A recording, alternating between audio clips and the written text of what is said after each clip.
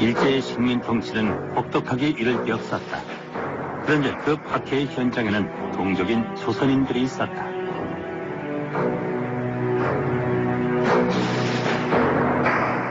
일제의 교활한 공작으로 또는 조선인 스스로 그들의 이익과 영달을 위해 동족에게 고통을 가하는 이들이 있었다.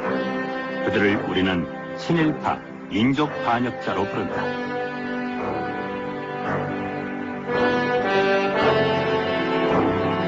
여기에는 변절한 민족의 지성들도 있었다.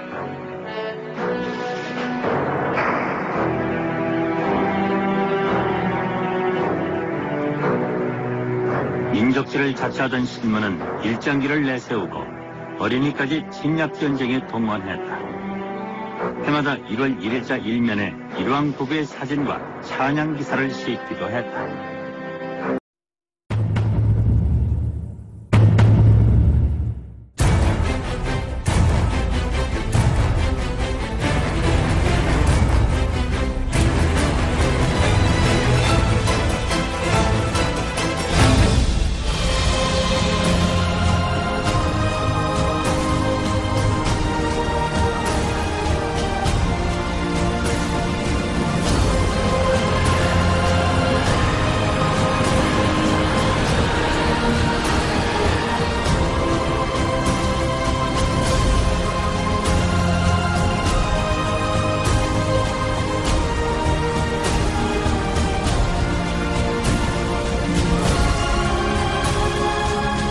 우리가 역사에서 물려받은 분열의 상처는 친일과 항일, 좌익과 우익, 그리고 독재시대의 억압과 저항의 과정에서 비롯된 것입니다. 이를 극복하기 위해서는 그 시대 역사에 대한 올바른 정리와 청산이 이루어져야 합니다.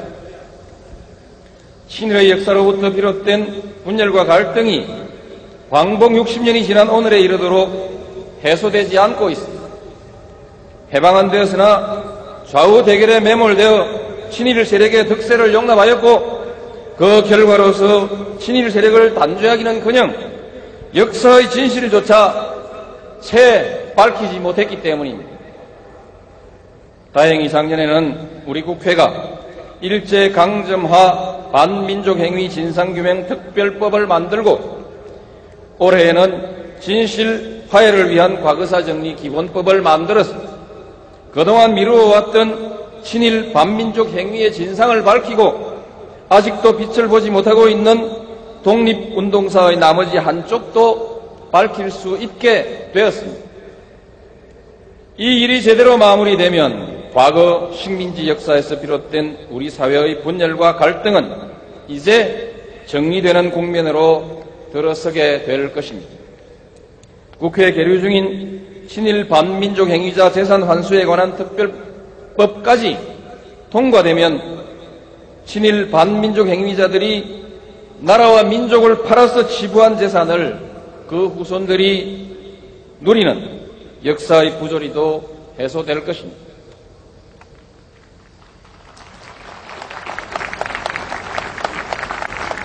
한나라당 의원 자석은 텅 비었습니다. 열린우리당 등 다른 4당과 무소속 의원들만 출석한 가운데 친일 행위자 재산 환수법 등 80여 건의 안건이 처리됐습니다. 한나라당 의원 자석은 텅 비었습니다.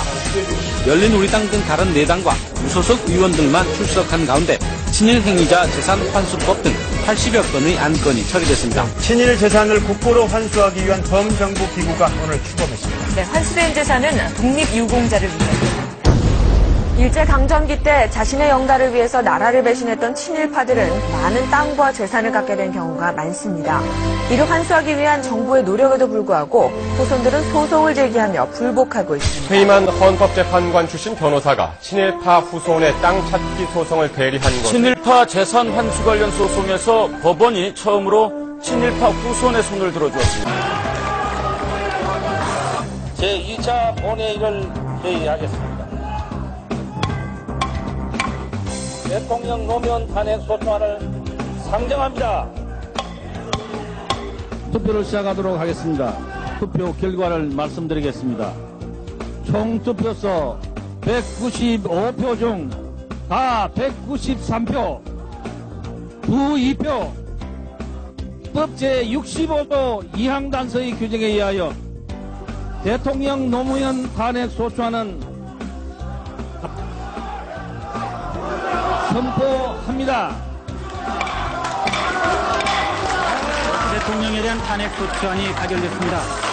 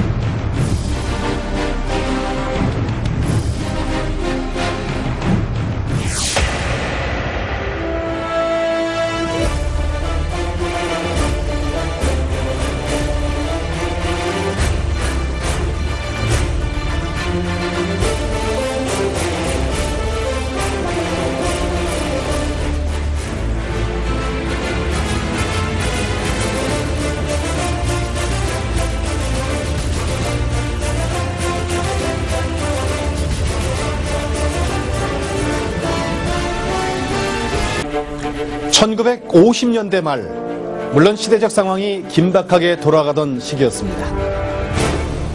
그러나 국민들의 인권과 자유를 책임져야 될 정부가 강제적인 상황에서 공작원을 선발하고 위험한 밀항선에 승선시켰다는 사실, 더구나 차후에는 그 존재마저 부정했다는 것은 참 믿기 어려운 일입니다. 40여 년간 묻혀있던 북성 저지 공작 사건이 밝혀지게 된 계기는 바로 이 한 장의 사진 때문이라고 합니다. 당시 일본으로 밀파되기 전 공작원들이 함께 모여 찍은 단체 사진입니다. 현재 진실 화해를 위한 과거사 정리위원회는 피해자들의 명예회복과 적절한 보상을 하도록 정부에 권고한 상태입니다. 우리가 이렇게 해서 새 출발 못합니다. 기본법을 이것도 새롭게 하고, 지난날에 이런 처리에 대해서 런중땅했던 것도 다 국민들 앞에 진상 공개하고 앞으로 안 그러겠다고 맹세해야 됩니다. 저희들이 18년 동안 준비했던 친일 인명사진을 낸 지 2년이 지났습니다. 백범 김구 선생님 묘소 앞에서 국민 여러분들에게 우리 연구소가 약속드린 친일 인명사진 발간을 보고드렸을 때 감격이 새삼 떠오릅니다. 그 감격으로부터 지금 2년이 지났습니다. 그런데 우리는 지금 어떤 역사 앞에 서 있습니까? 독재 정권에 의해서 친일파들이 도리어 옳았다고 증명하려고 하는 역사, 민주주의를 말살하려는 역사 앞에 우리는 다시 서 있습니다. 이명박 정권 들어서서 역사 분야에서 가장 먼저 추진한 것이 뭐였는지 기억나십니까? 모든 과거사 위원회를 없애는 것이었습니다. 멀게는 동학혁명부터 일제 때 강제동원 피해 문제, 그리고 8.15 후에 독재 정권이 권력을 유지하기 위해서 국민들을 탄압하고 학살했던 역사, 부당한 권력이 국민들을 희생시켰던, 억울하게 만들었던 그런 모든 국민들의 원한을 풀어주기 위해서 만들었던 과거사위원회. 그런데 어떻게 됐습니까? 한나라당이 집권하기 바쁘게 그나마 남아있던 위원회들조차도 연장하는 것을 반대하고 결국은 다 문 닫아버렸습니다. 도리어 국민들은 피가슴에 멍든 상처를 그대로 간직한 채 현 정권은 모든 것을 은폐하기에 바빴습니다. 그 대신 이 수구 세력들이 뭘 했습니까? 건국 60주년 기념사업을 했습니다.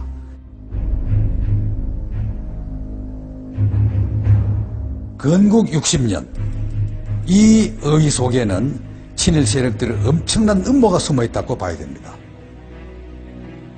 임시정부는 독립국가를 대표한 게 아니고 실제로 국가 운영한 적도 없다. 그러니 우리 민주주의의 실제 출발은 1948년 8월 대한민국 건국이라고 봐야 한다. 그리고 건국 후 공로는 정부 수립에 참여했던 인물들을 몫으로 돌리는 게 마땅하다. 이게 무슨 뜻입니까? 1948년 이전 일제 식민지하에서 독립투쟁을 했던 모든 우리 선조들의 투쟁을 깡그리 무시한 처사입니다. 결국 대한민국 뿌리는 독립운동 세력이 아니라는 것입니다. 이것은 우리 헌법 전문을 무시한 것입니다. 우리 헌법 전문에서는 3.1 정신을 바탕으로 한 임시정부를 법통을 이어받았다고 되어 있습니다. 그럼 수구 세력이 내세우는 대한민국 뿌리는 어디에 있습니까? 역사가 뒤틀리지 않았다면 대부분 민족 반역죄로 다스려졌을 친일파들, 그들을 권력에 눈이 멀어서 친일파와 손잡았던 이승만과 그 옹호 세력들입니다. 이들이 우리 역사의 뿌리여 정통이란 겁니까? 복군들이 서명한 이 태극기에는 그들의 새로운 꿈이 담겨 있다. 자주 자립. 독립은 단결이다. 완전한 독립을 위하여 노력하자.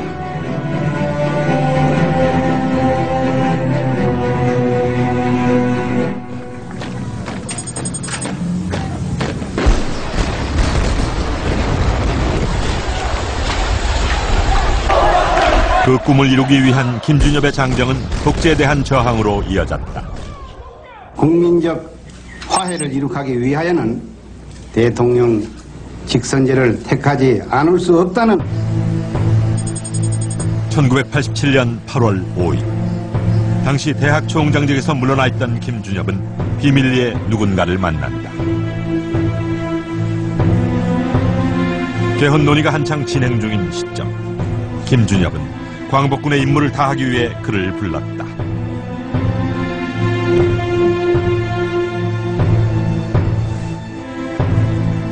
그는 신흥무관학교를 세운 이회영의 손자로 당시 민정당 소속의 이종찬 의원이었다.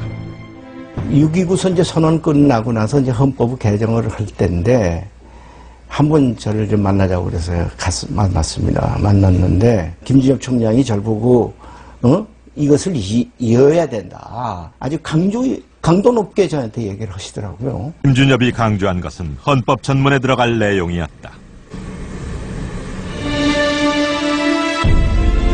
그때까지 어떤 헌법 전문에도 임시정부 법통을 계승한다는 구절이 없었다. 재헌헌법 전문에도 김이 3.1운동으로 대한민국을 건립했다는 것과 재헌헌법 전문에도 김이 3.1운동으로 대한민국을 건립했다는 것과 독립정신을 계승한다는 언급뿐이다.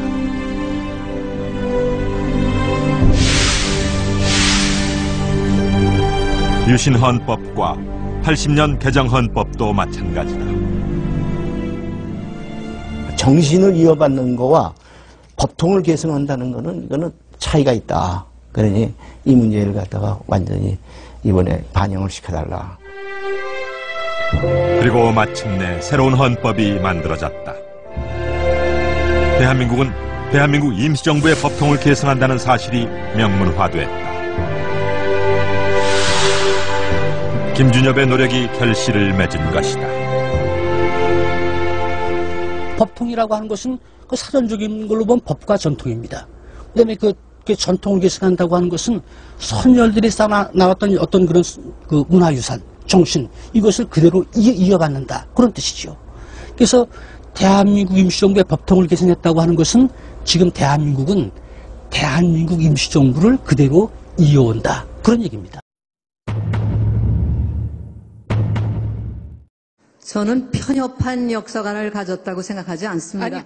김구 선생은 임시정부의 이 수반까지 하시면서 독립운동가로서 대단히 훌륭하신 분이었지만은 48년에 대한민국이 독립하는 데 대해서는 반대하셨던 분이기 때문에 그런 의미에서 그 대한민국의 공로자로서 김구 선생님을 거론하는 것은 옳지 않다. 우리가 독립을 해서 독립국가의 국민이 된 것은 1948년 8월 15일 이후부터입니다. 재헌헌법 전문에도 김이 3.1운동으로 대한민국을 건립했다는 것과 이인호 KBS 이사장이 국감장에서까지 백범 김구 선생은 건국 공로자가 아니다. 임시정부는 뭐 정부도 아니다 이런 말을 해서 파장이 있지 않았습니까? 김기춘 청와대 비서실장도 비슷한 말을 했더군요. 네, 김구 선생이 건국 공로자라고 생각하느냐는 민주연합 최민희 의원의 질문에 김기춘 실장은 처음에는 공로자라고 답했습니다. 그렇지만 잠시 후에 말을 바꿨습니다. 김구 선생은 건국 공로자입니까? 아닙니까? 그 점에 대해서는 제가 여기서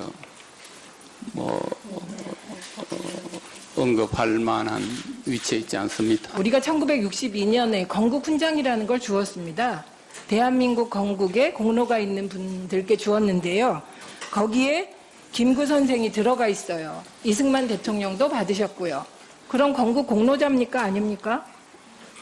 공로자죠. 그리고 이게 1962년입니다. 1962년에 우리나라 최고 통치자가 누굽니까? 조국 광복을 위해서 애쓰신 애국자들로 그렇게 포상한 걸로 생각합니다. 잠깐만. 김기춘 실장은 이어 대한민국은 1948년 8월 15일 건국됐다며 임시정부라는 법통과 대한민국의 건국은 다르다고 생각한다고 말했습니다.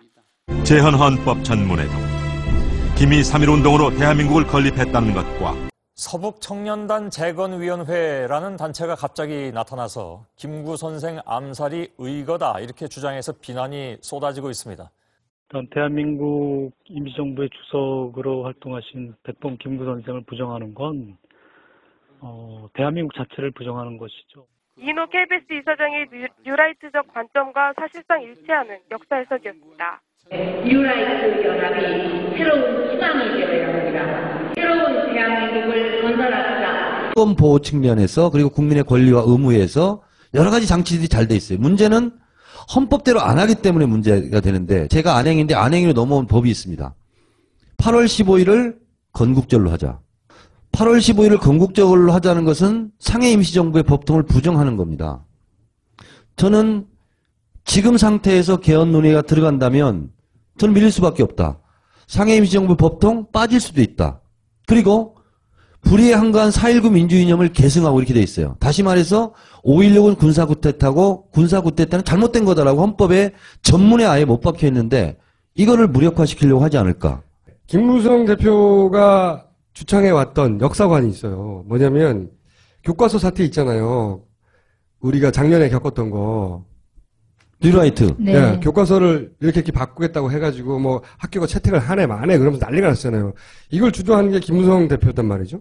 이 개헌론이 만약에 노무현 대통령 때처럼 원포인트 우리가 개헌하겠다. 요걸 바꾸자. 이게 아니라 이 개헌을 하려고 하는 것은 자신들이 원하는 건 기본적으로 제도를 바꿔서 영구 집권할 것이고 그러면서 그 가지고 있는 그 헌법의 정신은 자기들이 원하는 방향으로 바꾸겠다. 건국 이념도 바꾸고 자기들이 영구 집권 프로젝트를 수행할 수 있는 판을 다시 짜겠다.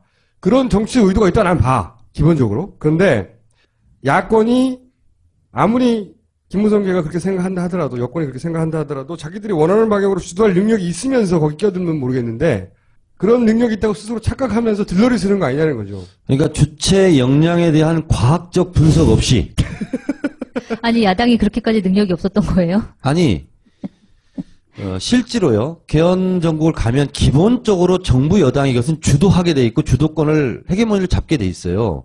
그러니까 야당이 끼어들 틈이 일단 없어요. 굉장히 나이브한 생각이라는 거죠. 그렇죠. 이 기회에 그러면 법을 바꿔볼까? 야당이 원하는 대로 법을 바꿀 거면 걔들이 왜 합니까 지금? 건국 60년 이거 어쩌다 나온 아이디어가 아닙니다. 참여정부 시절에 이미 조선일보가 사설에서 건국절 얘기를 꺼냈고 뉴라이트에 속하는 학자들이 그 주장을 시종해왔습니다. 그리고 한나라당은 2003년부터 건국절 법안을 발의해왔습니다. 건국 60전 기념사업은 이런 배경 속에서 추진된 것이고 결국 이 정권은 광복절 행사에 건국 60전이라는 글자를 박아 넣게 된 것입니다. 이렇게 분위기가 무르익으니 광화문에다 이승만 동상을 세우자는 세력이 나서고 시민들의 피로 역사에서 처방했던 이승만 동상이 다시 섰습니다. 뿐만 아니라 항일 독립군 토벌에 참가한 1급 친일파 민족 반역자들의 동상도 섰습니다. 그리고 급기야 공영방송까지 수구 세력은 나팔수가 되어서 백선엽을 구국의 영웅이라고 이승만은 건국 아버지라고 친일과 독재를 미화하는 방송을 했습니다. 과연 일선 경찰의 직권으로 반민특위를 습격할 수 있을까? 습격은 내무차관이 주도했고 결국엔 이승만이 있었다. 이승만은 이튿날 외신과의 기자회견에서 자신이 습격을 지시했다고 밝혔다.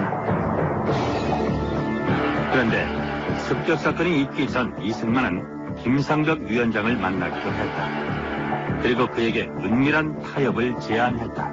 이 박사가 이제 소위 장관 자리를 놓고서 아버지의 회유를 하는 거고, 원하는 자리가 있으면 줄 테니 투의 활동을 좀 원만하게 넓게 좀 해다오. 그걸 아버지가 이런 제 거절하고 그곳에 십상이 깨져버린 거죠.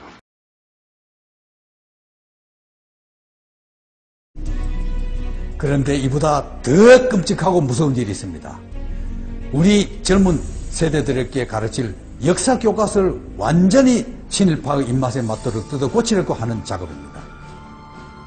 뉴라이트 대표 학자들이 포진한 교과서 포럼. 이 사람들이 이명박 정권 들어서자마자 책을 냈습니다. 일제가 우리를 근대화시켰다. 강제로 끌려간 위안부 할머니들은 돈 벌러 간 거다. 김구 선생은 테러리스트다. 이걸 두고 조선일보가 뭐라고 했느냐 압니까? 균형 잡힌 역사 교육의 첫걸음이라고 했답니다. 여기에 한 발 더 나가서 교과서를 탈환해야 된다고 선동했습니다. 그래서 어떻게 됐습니까?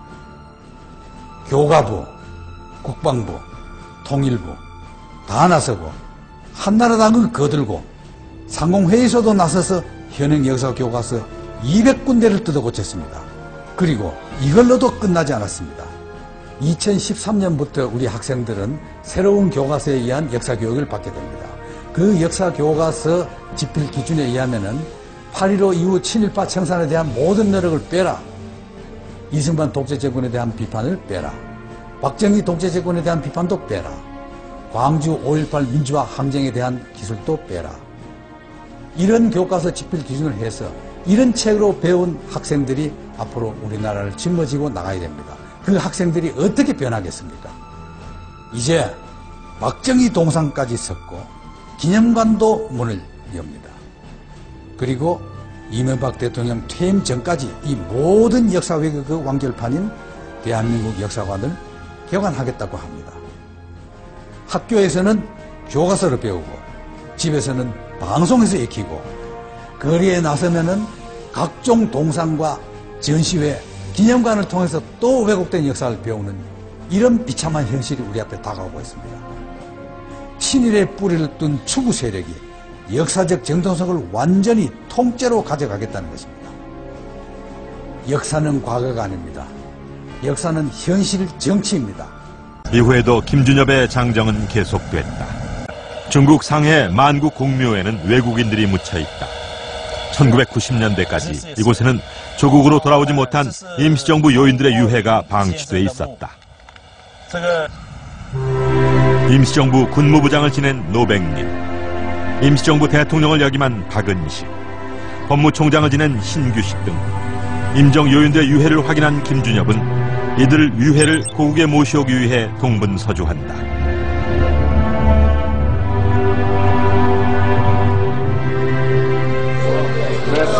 전기침 중국 부총리 겸 외교부장이 오늘 우리나라에 왔습니다. 한중 두 나라 외무장관은 김준엽은 한국을 방문한 중국의 외교부장을 직접 만나 임정 요인들의 유해 송환을 요청했다. 만찬장소에서 김준엽 선생님께서 상해에 계신 이 임시정부 요인들의 유해를 교육하도록 하시는 게 좋겠다. 그런 말씀하셨고 또 그 당시에 상해 임시정부 청사를 복원하는 문제도 언급을 하셨습니다. 꿈에도 그리던 거국당으로 5분 선녀를 모시는 천묘 의식은 고인들이 묻혀있던 상해시 만국 공묘 안에서 엄숙하게 봉행됐습니다. 그해 8월 마침내 임정 요인 5분의 유해가 조국으로 돌아왔다. 광복 48년 만에 이루어진 유해 송환이었다. 교민들이 차례로 분향 헌화했습니다. 시기는 늦었습니다만 지금이라도 이렇게 봉안할 수 있어서 여간 기쁘지가 않고, 이것이 우리 헌법에 있다시피 대한민국 정부는 대한민국 임시정부의 법통을 계승한다고 하는 것이 되어 있는데, 이번에 봉함으로 말리면서 그 사실이 국내외로 아마 확고부동하게 주장이 되지 않겠는가. 임정요인 5분의 유해를 모시면서 비로소 국립묘지에 임정요인 묘역이 조성됐다.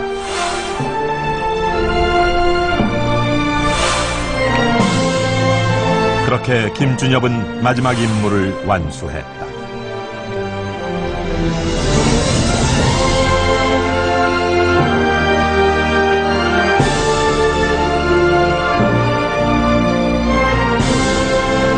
(2011년 6월) 대한민국 광복군 김준엽은 90년 장정을 내려놓고 눈을 감았다.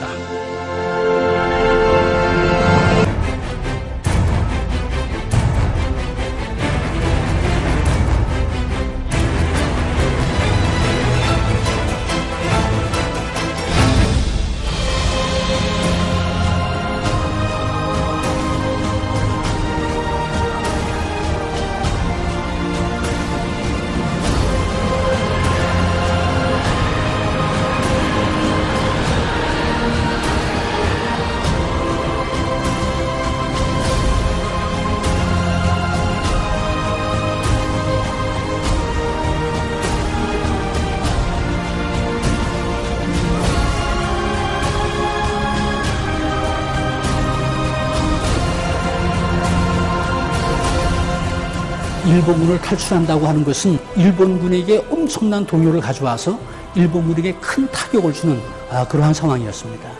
김준엽과 같은 이런 지식인 청년들이 자신을 희생해가면서 독립운동에 참여했던 이 정신, 이것이 독립을 쟁취할 수 있었던 원동력이 되었습니다. 김준엽, 대한민국의 영원한 광복군으로 당신을 기억합니다. 이젠 역사가 된 김준엽의 삶은 광복군 장정 그 자체였습니다. 광복 이후 국무총리직을 비롯해 12차례에 걸쳐서 고위 관직의 제의가 있었지만 그는 끝내 거절합니다. 그가 마지막 순간까지 가고 싶어 했던 길은 광복군의 꿈을 이루는 길이었습니다. 못난 조상이 되지 않기 위해 그가 목숨을 걸었던 광복군 장정은 되찾은 나라를 올바르게 지키기 위한 역사적 삶이 된 것이죠. 김준엽의 장정은 나라를 되찾고 지키기 위해 고난의 길을 가야 했던 광복군들이 있었기에 오늘날의 대한민국이 있다는 사실을 보여주고 있습니다. 이제 그가 장정을 끝낸 자리에 우리가 가야 할 장정이 남아 있습니다.